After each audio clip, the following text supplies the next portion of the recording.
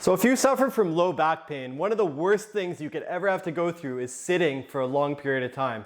Perhaps you're a truck driver, perhaps you're on a long flight, perhaps you're on a road trip with your friends that you just can't get out of. If you have back pain, this is awful, but I'm going to show you guys 5 easy things you can do to take that back pain down as much as possible while you're driving. So listen up.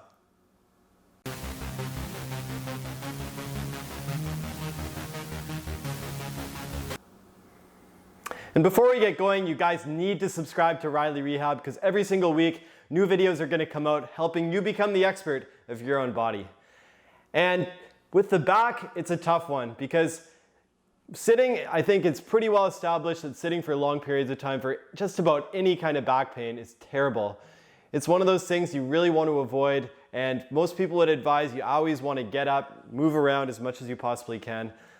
But if you're stuck in a seat for a long time for whatever reason, you kind of have no choice. You still have to stay there. So the first tip I would give you if you are in this situation is to make sure that you keep moving. This is something that I understand you may not have the privilege of being able to get up and walk, but what you can do is you can move when you're in your seat. Some people might even just kind of move around like this a little bit. It doesn't have to be anything really big, but just little side-to-side movements. And in many cases, that can calm down the pain. Now, you do have to be careful to not do too much of this, but sometimes when you get those joints moving in the spine, it can actually calm things down a little bit. Staying still might not always be the best answer, especially if you're doing it for a long period of time. While we're on that subject, if you are lucky enough that you can get up and move around for whatever reason, perhaps if you're on a road trip, you can nag the driver to stop for gas or stop for anything. Tell them you need to go to the bathroom 50 times if you need. Whatever it is, you should do what you can to make sure that you can get up and move again, because it will help. If you're on a plane, same idea. Take trips to the bathroom all the time, even if you don't have to go, because getting up and walking will be very therapeutic for your back. The second thing that I'd recommend, and this is more of a preparation beforehand, is to either get one of those low back support devices. Some of them are basically like a rolled up thingy, like a rolled up pillow, if you will. But if you don't have one of those, you can do my little home version of that, where you take a towel and you roll it up. Basically, just to give you guys the long and short of it, I take a towel here, just any old shower towel, fold it in half that way, and just roll it up nice and tight, going all the way down to the very end. And of course, you're doing this before you're going on your trip, but you can then take a piece of masking tape and basically just tape it around.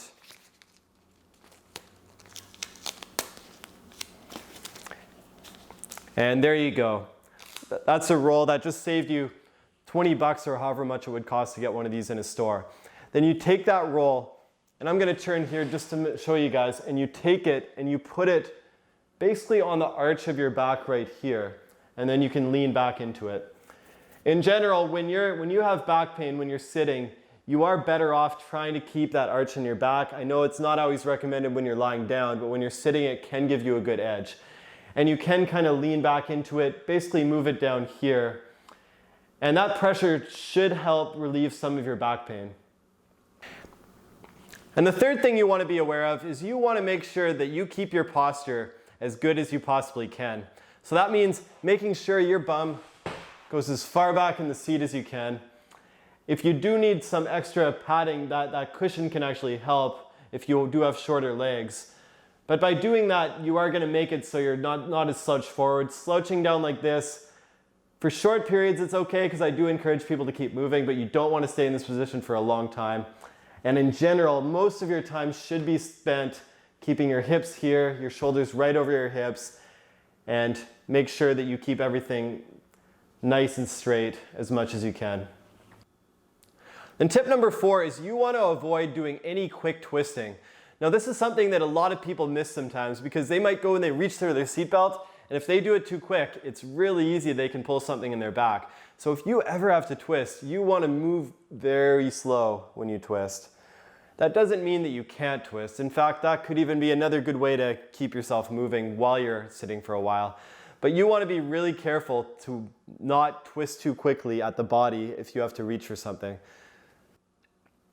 Tip number 4 is mainly if the first 3 don't work, because it is a little more on the aggressive side, but I do like getting a good stretch of the hip muscles while you're sitting down. So what you can do here is take your leg, put it on your lap, and then from that point just lean forward into your leg here. You should feel a stretch on your bum muscle, and there's a weird connection between the bum muscles and the back muscles. So often if you calm those bum muscles down, the back muscles will calm down as well. Hold this one for 30 seconds, and of course, don't do this if you're driving or if you have to do anything that would require you using both your legs. But this can be a really good one to calm down pain in the back. And I would say if you do this maybe every hour, it can take the pain down in many cases. You do want to lower your leg down and then repeat the exact same thing on the other leg. Obviously be wary of this one. If your pain is really bad, it might be better off to stay away from this, but I've seen this work in many cases, especially if your back isn't really bad, but just gets a little stiff when you're sitting for about 8 hours. And tip number 5, this is one that perhaps not everybody can do, but I still really like to show it.